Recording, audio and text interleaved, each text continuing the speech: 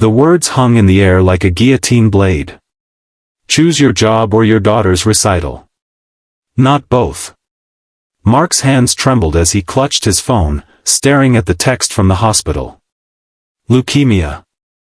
His 7-year-old daughter had leukemia.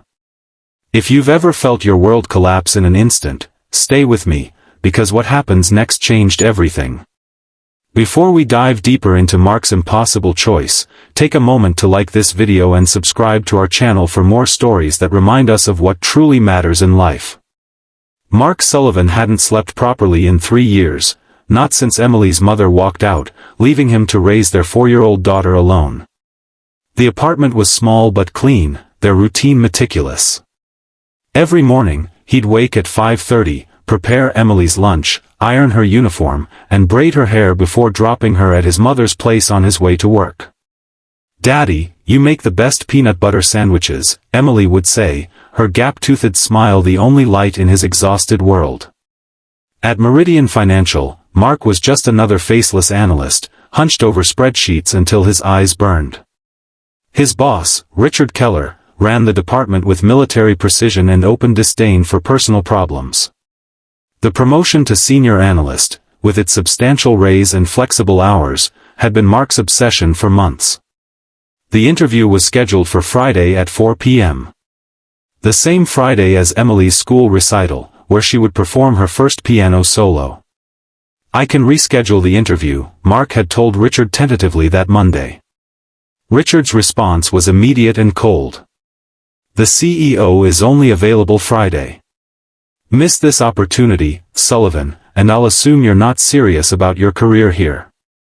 That night, as Mark tucked Emily into bed, she clutched her sheet music. "I've been practicing every day, Daddy.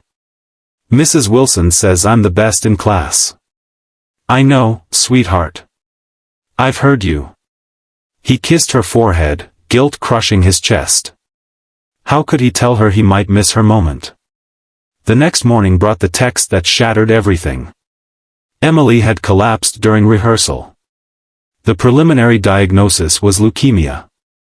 Mark's world narrowed to the hospital corridor, the antiseptic smell burning his nostrils as doctors explained treatment options, success rates, and costs, astronomical costs his insurance would only partially cover. When he called Richard to explain his absence, the response was predictable. "The interview stands, Sullivan. Friday, 4 p.m. I need people I can count on." For 3 days, Mark barely left Emily's bedside, watching her brave smile through tests and needles. His mother brought clean clothes and food he couldn't eat. The promotion wasn't just about career advancement anymore, it was about survival, about affording the treatments that would save his daughter's life. Friday morning arrived with cruel sunshine. Emily was scheduled for her first treatment that afternoon. "But my recital," she whispered, her small face pale against the hospital pillow. "I know, baby. The doctors say this is more important right now." Her eyes filled with tears. "Will you stay with me? I'm scared." Mark's throat closed. The interview was in 5 hours. "I'll be right here," he promised, knowing he was lying to the person he loved most. At noon, his mother arrived to sit with Emily while Mark went to get some lunch. Instead, he drove to the office, changed into the suit he'd left in his car, and walked into Meridian Financial with leaden steps. Richard was waiting in the conference room, along with the CEO and 2 board members. "Sullivan, right on time. Impressive file. Tell us why you're the man for this position." Mark opened his mouth, but the words wouldn't come.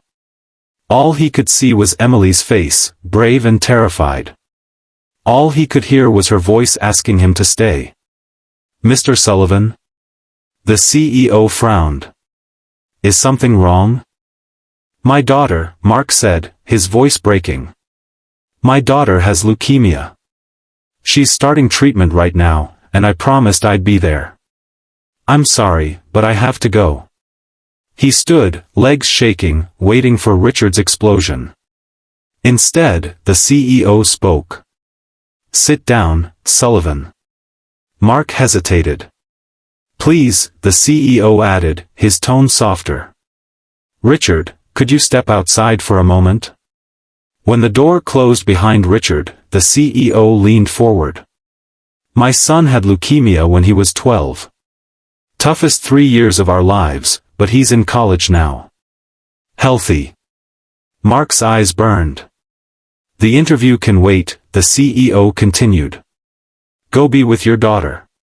We'll reschedule when things stabilize. As Mark turned to leave, Richard blocked the doorway, face flushed with anger. This is unprofessional. If he walks out now. If he stayed, the CEO interrupted, I wouldn't want him on my team. A man who abandons his child in crisis isn't someone I trust with my company's future. Richard's mouth opened and closed silently. Then came the whisper that changed everything. As Mark passed, Richard grabbed his arm and hissed, You're finished here, Sullivan. Mark pulled away, something breaking loose inside him. No, he said clearly. I quit. The hospital corridor seemed endless as Mark ran to Emily's room, arriving just as the nurse was preparing the first treatment. You came back. Emily's smile was worth every sacrifice. I'll always come back, Mark promised, taking her hand. That night, as Emily slept, Mark's phone buzzed with an email. From the CEO. Offering him not just the senior analyst position but a new role, heading a remote team with flexible hours and full medical benefits. The last line read, Some choices define us. You made the right one. 6 months later, Emily's cancer was in remission. Mark worked from home 3 days a week, his team's productivity higher than any in-office department.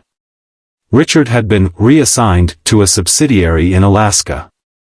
On Emily's 8th birthday, as she blew out her candles, healthy color in her cheeks again, Mark realized that sometimes an ultimatum isn't the end of your story, it's the beginning of a better one. Sometimes the whispers meant to break us become the turning points that remake us. Sometimes choosing love over fear, family over security, isn't a sacrifice at all, it's the only choice that lets us live with ourselves. If this story touched your heart, please subscribe to our channel for more reminders of what truly matters. Because in life's impossible choices, we discover who we really are.